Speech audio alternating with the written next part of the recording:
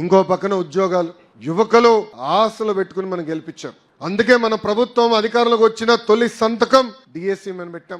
గడిచిన 40 సంవత్సరాలు 80% టీచర్ పోస్టులు మన ప్రభుత్వమే భర్తీ చేసింది. ఈరోజు మెగా డిఎస్సి పెట్టాం. 16,347 పోస్టులకి డిఎస్సి ఏర్పాటు చేస్తున్నాం. జూన్ మాసం నుంచి ఎగ్జామ్స్ మొదలవుతున్నాయి. దాంట్లో కూడా కొత్త కాంట్రవర్సీ పెడుతున్నారు కొంతమంది. మైకాపాలకు పని పాట లేదు, సుప్రీం కోర్టు వరకు వెళ్ళారు. ఈ రోజు డిఎస్సి ఆపేదానికి దేవుడి దేవలు ఆగదనుకుంటున్నాం. ఎందుకంటే బలమైన నోటిఫికేషన్ మనం ఇచ్చాం. టైం పెంచాలంటున్నారు.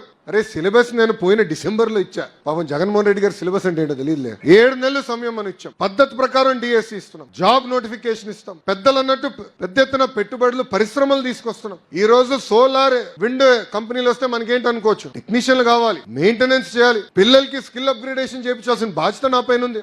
రేపు యజమానం కూడా చెప్తా, ఓనర్లు చెప్తా, కంపల్సరీ లోకల్స్ కే మీరు ఉద్యోగం 100% ఇవ్వాలని. కంపెనీలు ఎందుకు తెస్తామండి? మన పిల్లలకు ఉద్యోగాలు కల్పించడానికి, పెట్టుబడులు తీసుకొచ్చాం ప్రయత్నిస్తాం. కారణం ఏంటంటే మన బిడ్డలకి ఉద్యోగాలు రావాలి, స్థానికులకి ఉద్యోగాలు రావాలనేది ఒక లక్ష్యంగా పెట్టుకుని పని చేస్తున్నాం.